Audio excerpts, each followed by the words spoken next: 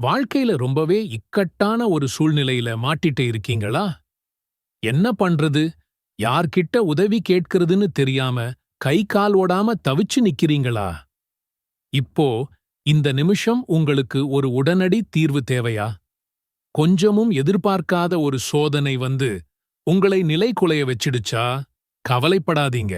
அல்லாஹ்வின் கருணை எவ்வளவு பெரியதுன்னா, இந்த மாதிரி கஷ்டமான அவசரமான நேரங்கள்ல நாம என்ன செய்யணும்னு கூட அவனே நமக்கு சொல்லிக் கொடுத்திருக்கான்.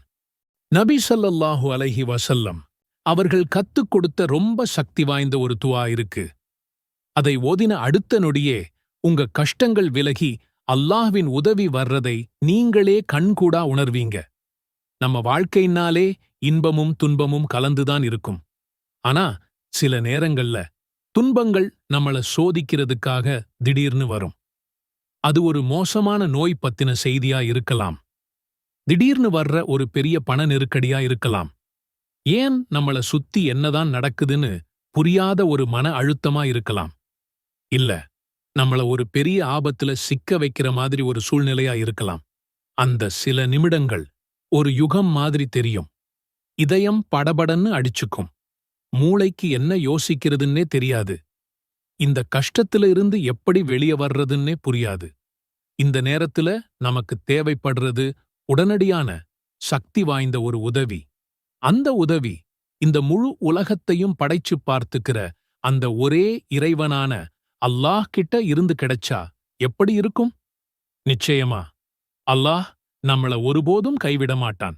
ஒவ்வொரு பிரச்சனைக்கும் ஒரு தீர்வை அவன் வச்சிருக்கான்.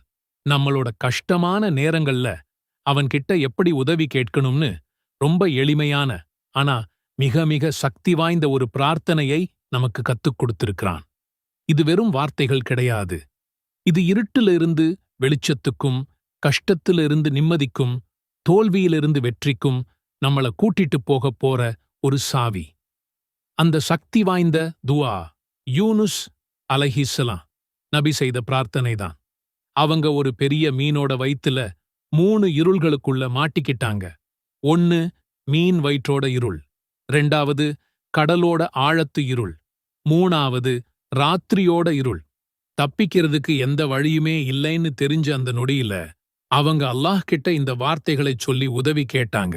லா இலஹ இல்ல அன்த சுப்ஹானக இன்னி குன்து மினல் ظالمين. துஆவின் பொருள், உன்னைத் தவிர வணக்கத்திற்குரிய நாயன் யாரும் இல்லை. நீ மிகவும் தூய்மையானவன். நிச்சயமாக நான் அநியாயக்காரர்களில் ஒருவனாகிவிட்டேன்.